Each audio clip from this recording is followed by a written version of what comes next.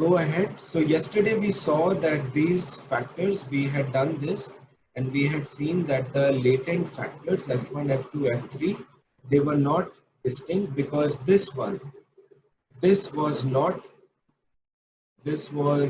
passing. Okay, 0.55 was less than 0.61. So AVE of F2 was less than square of the correlation between F2 and F3. So it tells us that F2, F3, F3 are not distinct. So what am I going to do? As I mentioned, there are two options. Either I collapse all these items, remove these first order, and load all the 10 items on one latent factor, or what I am going to do is I am going to do a hierarchical CFL. So how do you do that? Let me first save it as lead second order. Okay, so I will give it a new name. This is my new file, which is lead second order, and I am now going to delete these covariances. What am I going to add? I'm now going to add a second order latent factor, which is going to be my, if I give it a name, I will call it as lead. This is the overall second order latent factor, and its reflection is going to go on to the first order factors, right? So I draw these three arrows, and remember, whenever we are having a latent order factor, we have to tie any one of these paths to 1. So I will tie the first path to 1. Okay, I'm going to tie the first path to 1. And what am I going to add? Because now these three are determined by latent factor, so they will also have their own errors. We call these as structural errors because this latent factor is determined by another latent factor. So this will also have their errors of estimation. So therefore we attach using this, it says add a unique variable to an existing variable. Column number 3, last column, second icon. Okay, so we click on these three and you will see that these circles get added. Now we have to name them. So I can use the plugin and say name unobserved variables. So the naming has been given. It becomes E11, E12 and E13. So this becomes my latent second order model, right? Everything else remains the same. I don't have to change anything. So I will let it remain as it is, right? And now for this, can you tell me what will be the number of parameters that the tool has to estimate?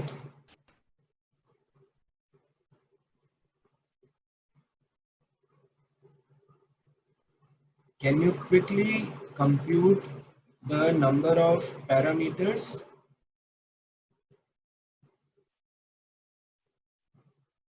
The number of parameters for this model, second order factor model, remember, this is the last time we are going to do this, and then you can try it out at your.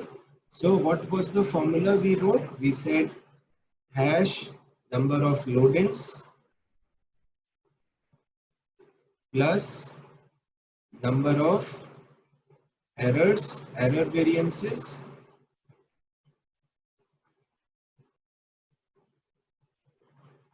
plus number of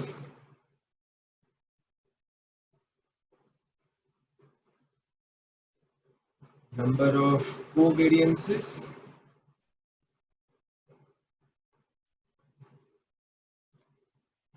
plus hash latent factor variances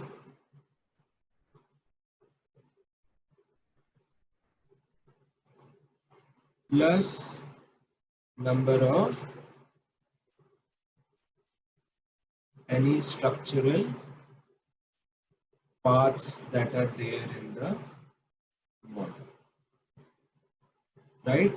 So in this case, if we are to do this now, what are the number of loadings? 1, 2, because one item is already tied. 1, 2, 3, 4, and 5, 6, 7. Loadings of the observed, loadings of observed items. Okay, of observed items. 7, which was similar to what we had. Variances, error variances. Okay, so these could be measurement errors, measurement, and also structural errors, right? So how many measurement errors are there? There are 10 measurement errors. And how many structural errors? There are 3 structural errors. So what will it be? 10 plus 3. Then how many covariances are there? Now there are only 1 and 2 covariances. So there are 2 covariances. How many latent factor variances are there? There are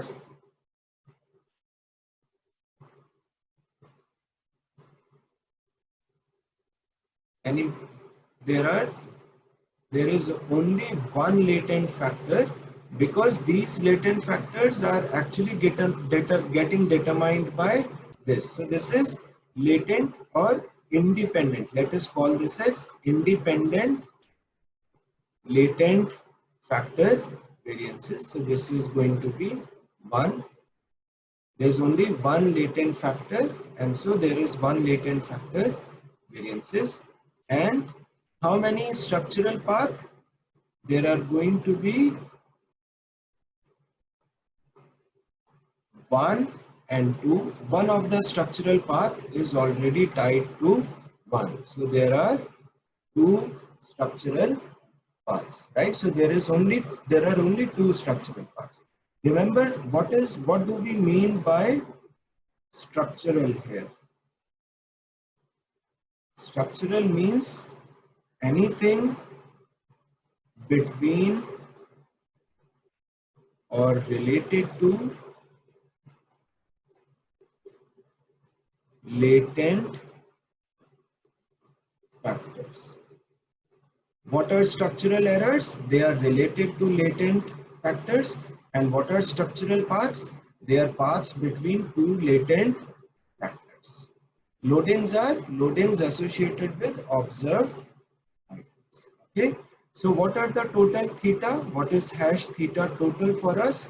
7 plus 13, 20, 20 plus 2 plus 1 plus, so this becomes 25. And what will be degree of freedom for us? It will be 55 minus 25, which is going to be 30, right? 55 was what? It was k plus 1 by 2 minus hash theta, degree of freedom. Remember, this was the formula that we were doing yesterday. K plus 1 by 2 minus hash theta, right? So now when we do this, let us see what the tool tells us. Everything remains the same, and let us just run this. Okay, and let us look at, right? So let us verify whether the tool is telling the truth or it is giving us some wrong result. Now if you see, the degrees of freedom is 30. This is something that we have also computed. Okay, model fit index, it is very good. It is actually exactly the same as a first order factor model that we are getting. We were getting 34.5 there also, p value, GFI, CFI, RMSE. Estimates, now you will see three more paths going up till this. It is common, but now you will see three more paths: lead to task orientation, lead to LEX, and lead to EM. These are the three new paths that have got added, and these are the standardized factor loadings. Standardized loadings. These are the three standardized loadings. You get covariances, and these are the R squares. So task orientation, latent factor task orientation, 85% variance is explained by leadership factor. LEX 72% is explained by latent factor, and EMP 51.8 is about 52% is explained by latent factor. Right? So what are we seeing? What I want to tell you here is, please understand that there will be no change in the model fit. So if you are getting a good fit in the first order factor, you will also get a good fit in a second order or a hierarchical CFA. Similarly, degrees of freedom, we had 30 degrees of freedom there also, and even when you do second order latent factor, degrees of freedom will not change, right? What has changed is our theorization. Now for all our future testing, we are going to work with this second order latent factor lead. We are not going to work with these first order latent factors AMP, LEX, and task orientation, right? So actually, what have we changed? We have changed the theorization. We are saying that because these are not distinct, we are going to work with this overall leadership construct instead of the underlying factors, because there is high correlation or there is a high overlap between these, and if we do these separately, we'll get multicollinearity, we'll get problems of multicollinearity. So lambda is actually, when we do these are lambdas are Surabhi, these are partial correlations which are actually equal to betas when you do regressions. So lambda is nothing but it is basically like type of a regression testing, and regression coefficients, beta coefficients, are nothing but derived from partial correlations after partialing out correlations of other variables. So if I write an equation like this, y is equal to beta 0, beta 1, x, if there is only one item, one independent factor, then beta 1 is nothing but the correlation between x and y. However, if you write y is equal to beta 0, beta 1,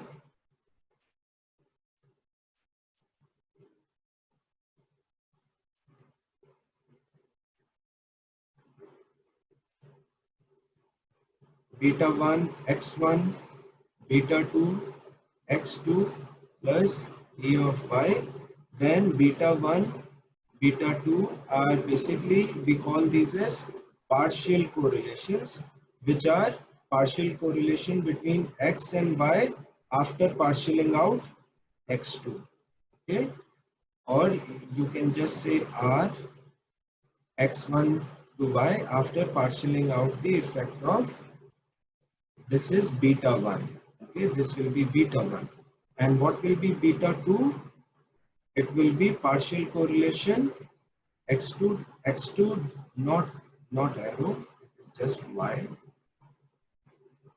x, it is x1 y, it is x2 y partialing out the effect of x1. right? So these are actually beta coefficients, but they are also partial correlations between item 1 or x1. Okay, that is what beta coefficients are.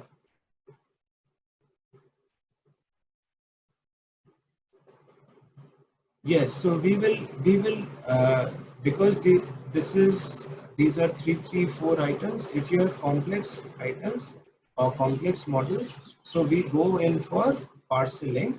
I will tell you towards the end of the class today how do we do parceling. Okay, so just hold on to that. Okay, so this is what we have done. We have got a good fit. We have done second order CFA run for leadership.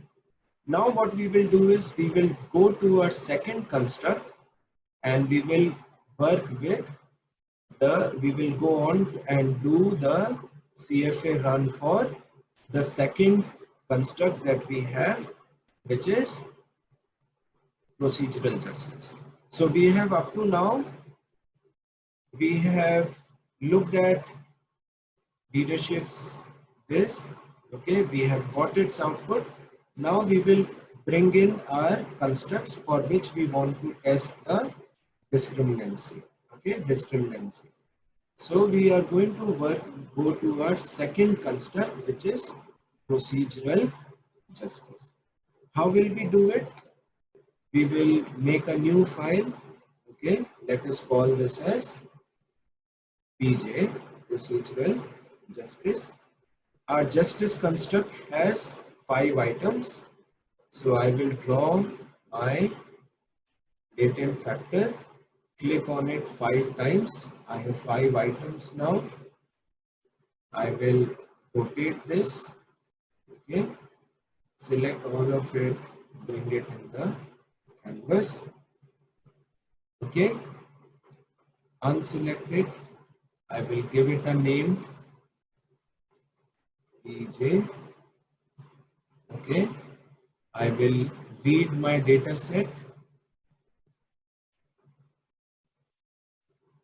Data I have read. I will open the variable list. Now what are the 5 items? PJ1, I will drop it here, PJ2, PJ3, PJ4 and PJ5. Okay, and actually I will put it up like this, right, because I would want to bring it later on into the canvas. So I will say resize observed variables. I will move these error terms.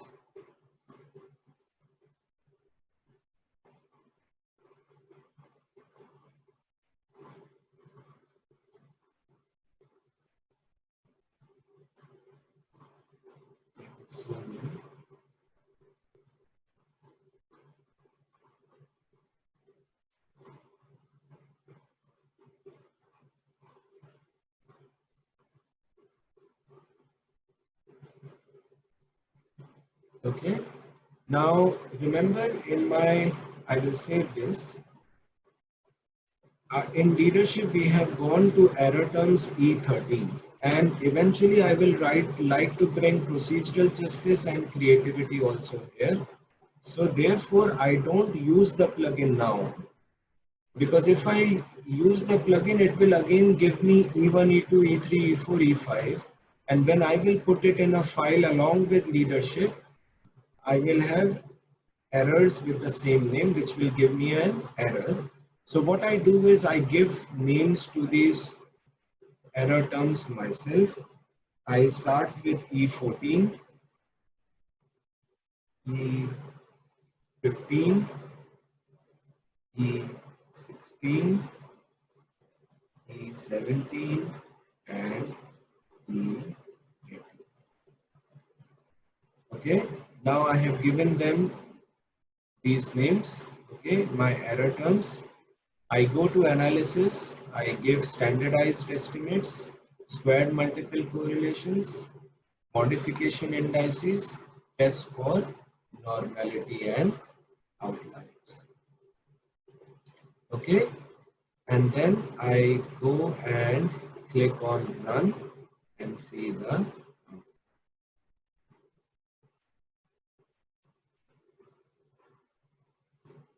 right. Very simple, just a 5-item latent factor. Now what are we seeing?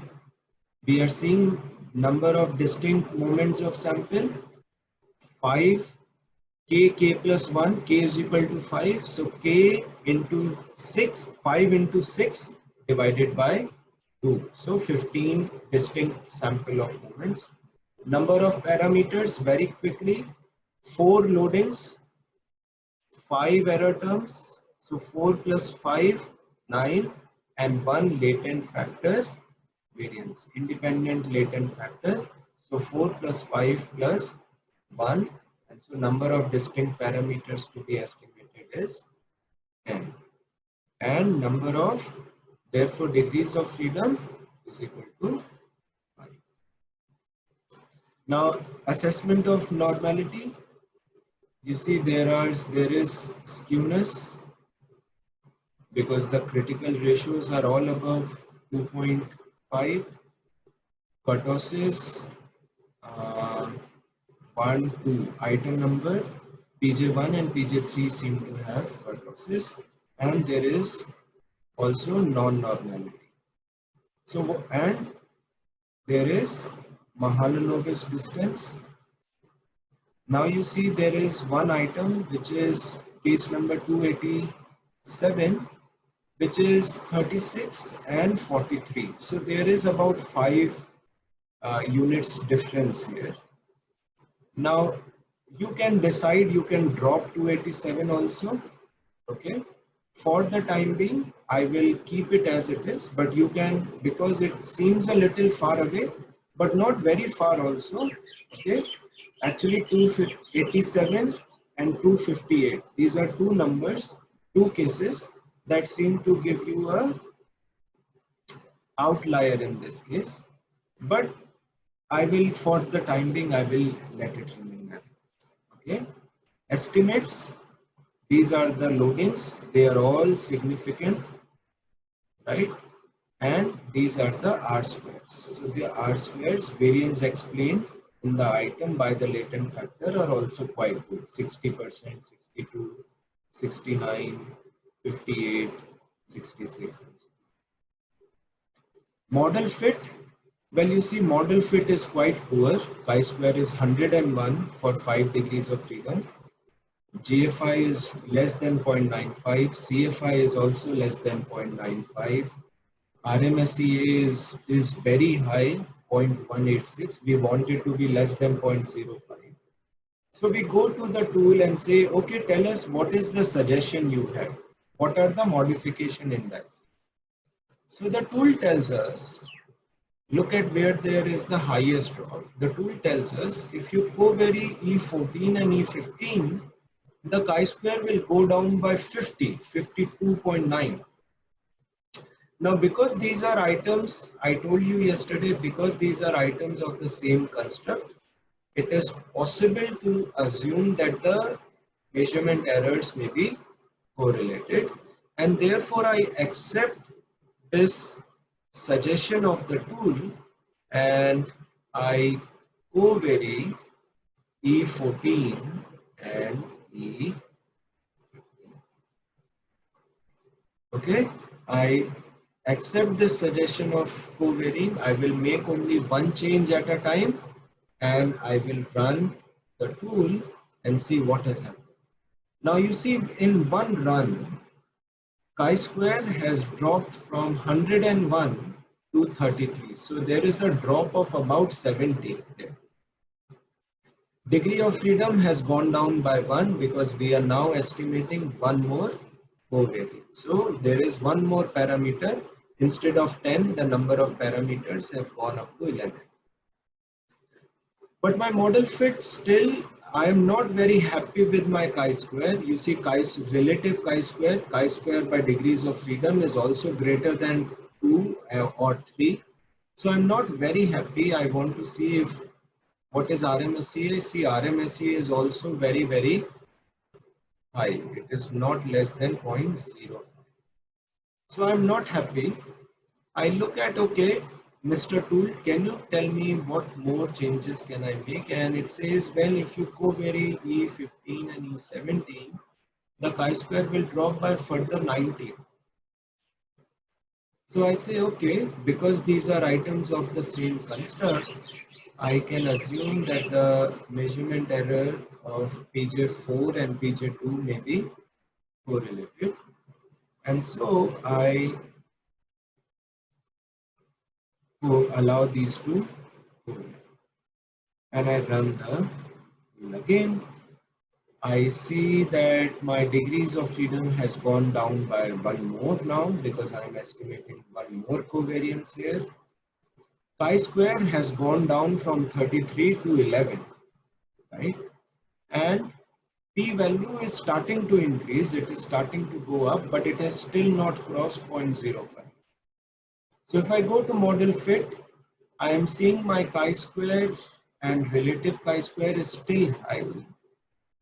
GFI and CFI are doing well, 0.99 here, 0.995. Let us see what happens to RMSEA. RMSEA has gone down to 0.07 now, but we still want to get it to below 0.05. So we say, okay, what more change can be done? And the tool says if you covary E15 to E18, chi-square will go down by further 6. So I say, okay, I can covary E15 to E18 and see what happens. I have allowed another covariance, and now I run the tool and estimated, and now my degrees of freedom are 2 because I am now estimating 3 covariances, so parameters are 13. And now see what has happened. Chi-square has dropped to 2.8 and the degrees of freedom has become 2, and p-value has crossed what we wanted. It is now more than 0.05. If we look at model fit, our chi-square by degrees of freedom is now 2.817 divided by 2, so it is 1.408. GFI, CFI are doing very well. RMSEA has become 0.0, right? So I have good result. But now what has happened is, you see, and we are getting our estimates. We'll come to that in a while. Okay, we will do this. Now, when you look at your model, can you see any pattern in these covariances? If you observe this model closely, what is happening is there is one item, PJ4, and the error associated with this item that seems to be covariant with PJ5, it seems to be covariant with PJ2, it seems to be covariant with the errors of PJ1, 2, and 3. That means there is quite a bit of covariance, quite a bit of correlation between these items, PJ1, 2, and these individual items with PJ4. And there seems to be a common culprit here, which is PJ4. So what I do is, I say, okay, what will happen if I were to drop PJ4? Because this item seems to be confounding with PJ5 also, PJ2 also, and PJ1. So I try another thing. I call this as PJ prune. Okay, I save it as another factor. And what do? I simply drop this item. Okay, so it has, because I had 5 items, I can afford to prune my item set, and I decide to drop one of the items in my, which was actually covariant with a lot of other items. So what will happen now if I save this and run? Okay, and let us look at the output. Look at this. Number of distinct sample moments, there are 4 items, so k plus 1 by 2, so 4 into 5 divided by 2, okay, whole divided by, k plus 1 by 2 minus number of,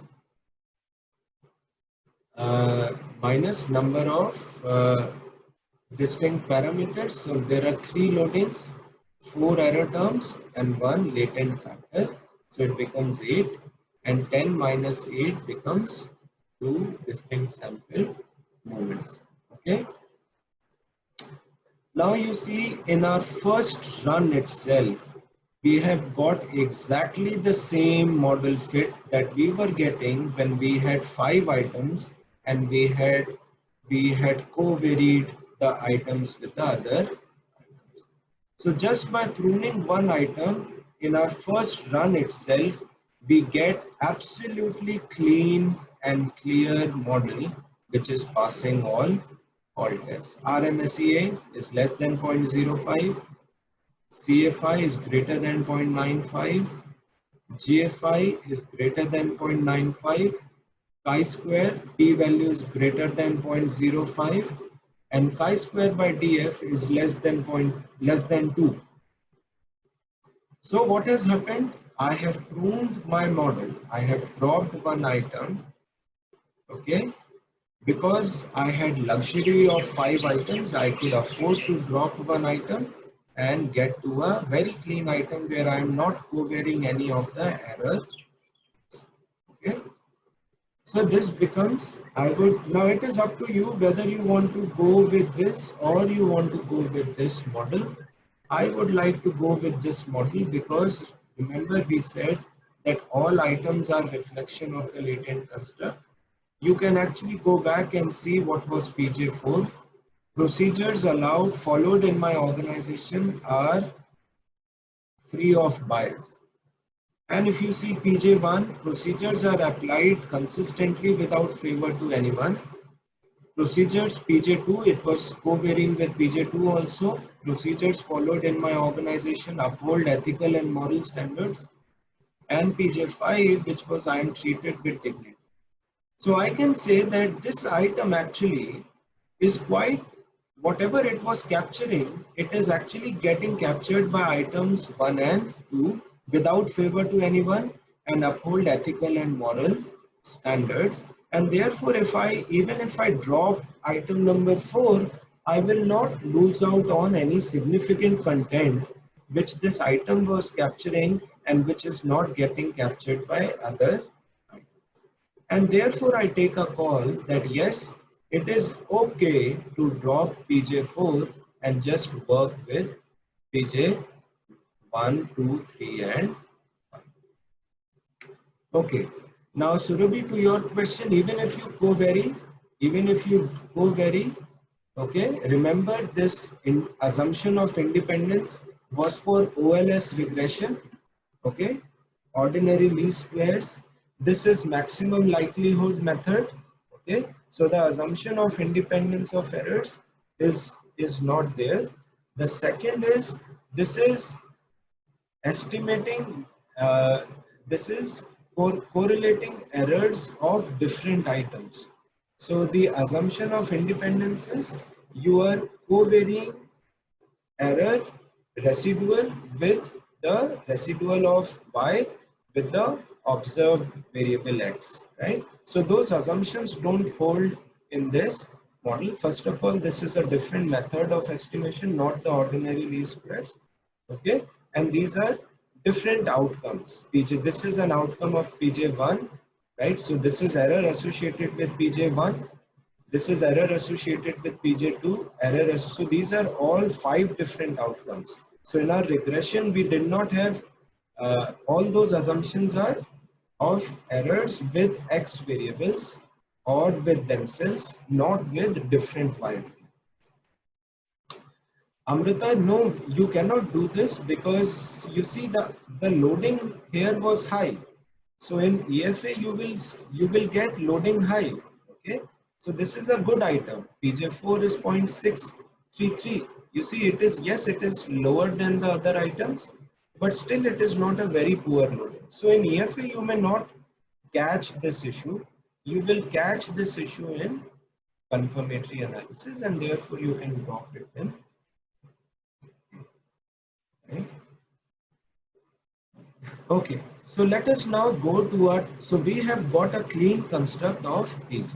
Let us go to our third construct, which is creativity. This is what we are going to do now, the 6 items of creativity. So now let us, I will create another oval, and there are 6 items, 4, 5 and 6. And I will save this file as creativity. Okay, and I will rotate the items towards this side now, because I know I know how my canvas looks. My independent is here, my procedural justice will sit somewhere here, and my creativity will come somewhere here. Because remember the diagram that I had drawn yesterday, this is something that we are wanting to estimate overall, right? This is something that we want to do. So our X factor will sit here, the mediator, the PJ will sit somewhere here, and creativity will come this side. And then we will test the nomological validity by testing these relationships.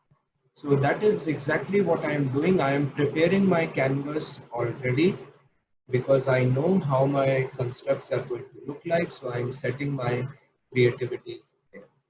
I will call this as creative performance behavior. You can give it any name. This is my construct, creative performance behavior. So I'm just calling it as CB. I will read the data file, SPSS file, and go to the variable list. Now, what are the 6 items? IGEN 1, IGEN 2, IGEN 3, MODS 1, MODS 2.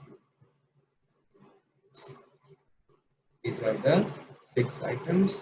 So I will call this as resize. Okay. I will take this away. I will also take these away.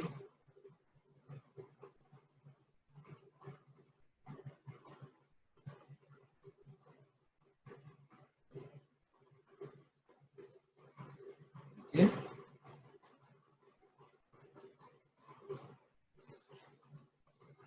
And I will save it. And in PJ we have gone up to E18. So we will start labeling them. This will become error 19. This will become error number 20.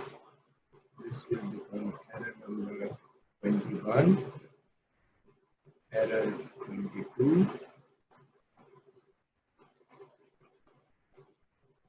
error 23, and error.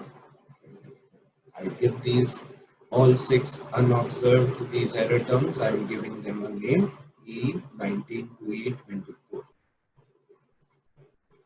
I will go look at my output, squared multiple correlation, modification indices, test for normality and outliers.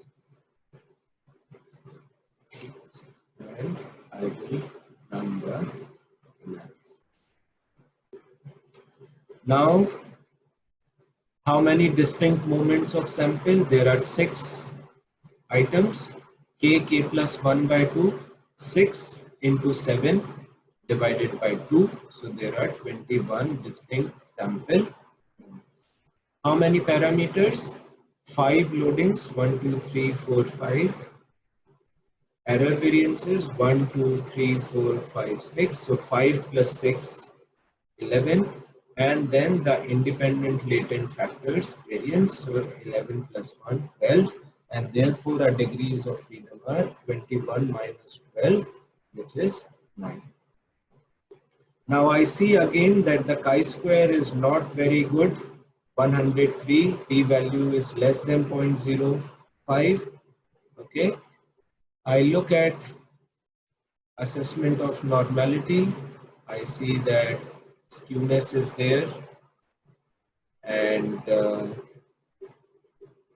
critical, the kurtosis also, item 1, 5 and 6. So MOBS 3, MOBS IGN 2 and IGN 1, we see that there is kurtosis, multivariate normality also is not here.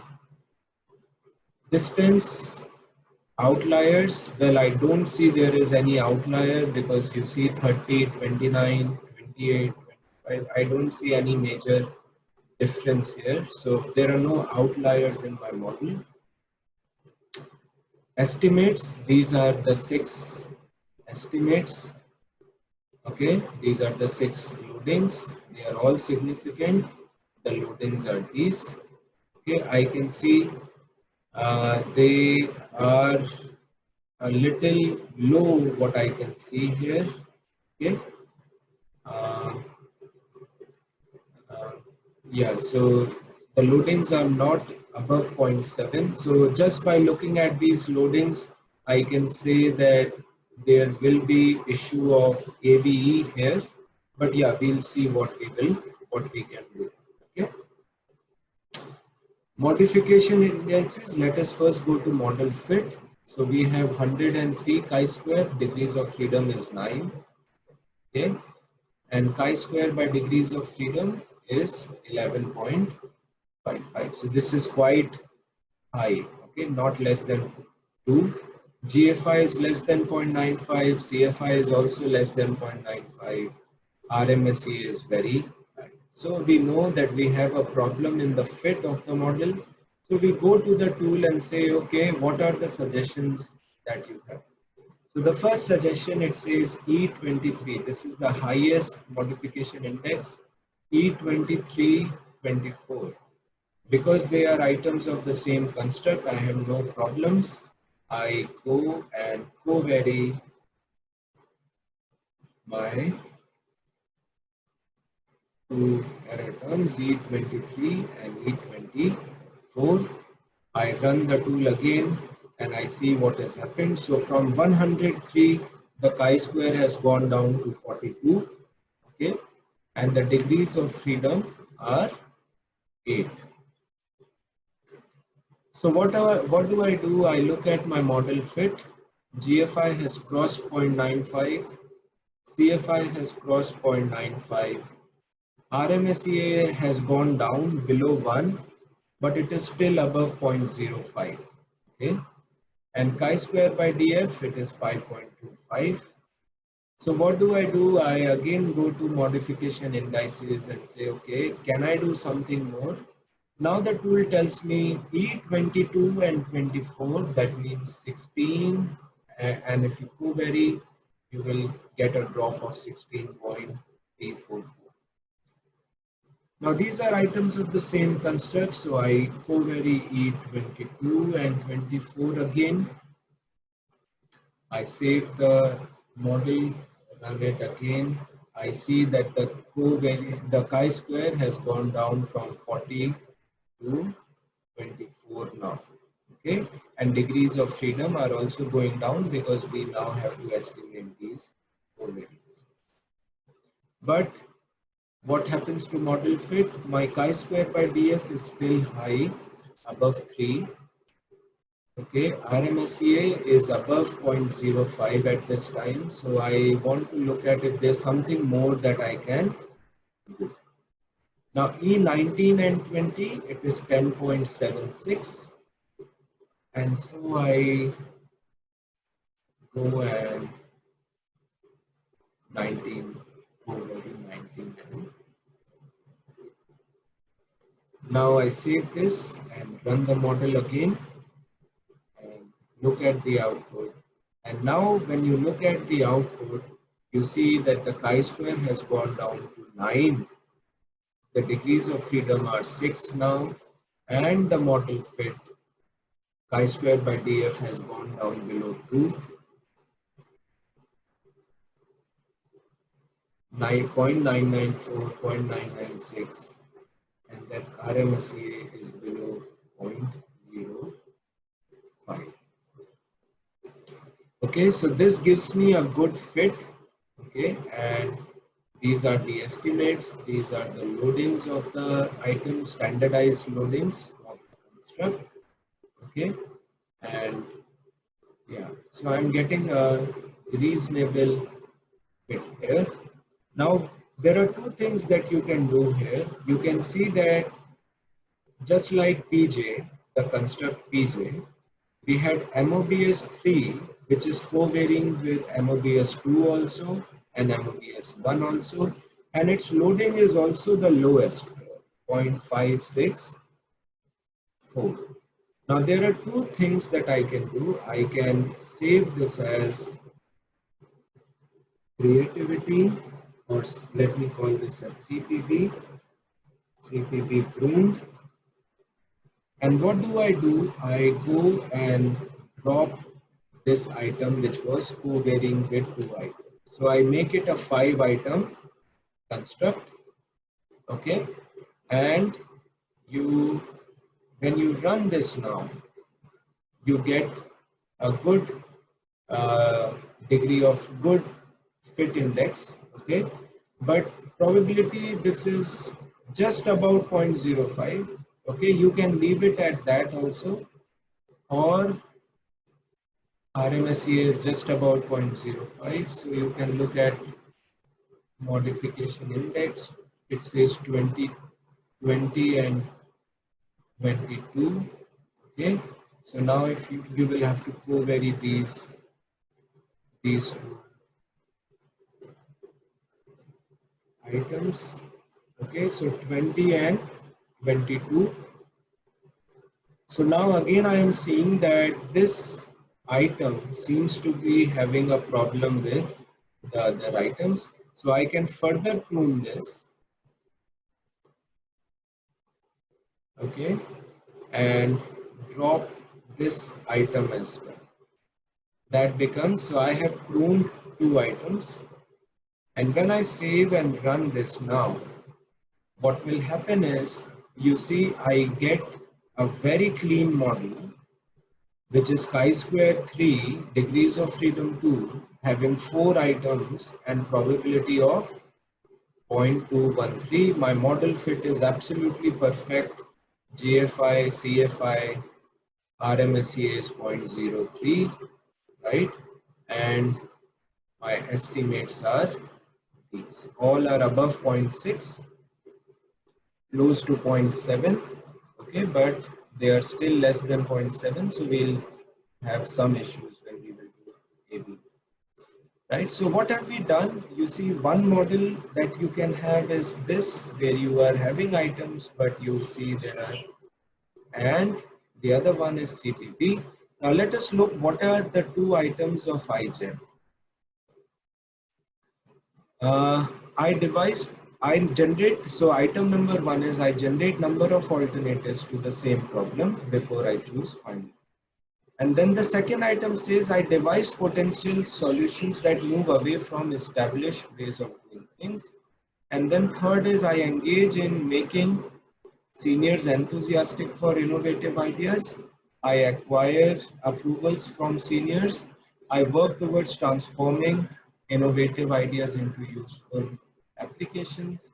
I mobilize support for innovative ideas. So we dropped item number 3 here.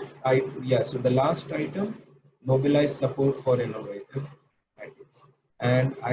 And then there are other items which say I engage in making seniors enthusiastic, I acquire approvals, I work towards transforming ideas. So I can say that again, MOBS 3 is getting captured in other items. And item 2, I devise potential solutions that move away from established ways.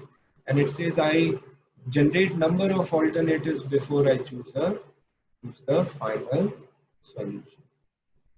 So I can again argue that the content that I am losing out by dropping item number 2 is actually getting captured in other items, and therefore it is okay even if I drop item, I am not going to lose out on too much of a content, and it is going to give me a very clean factor structure, very clean CFG.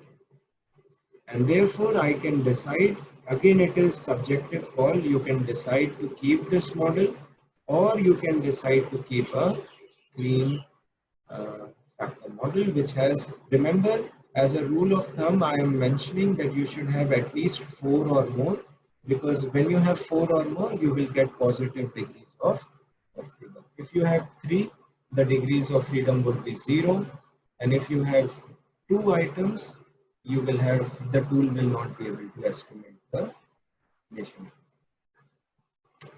Okay, so we are done. Let me see if there are any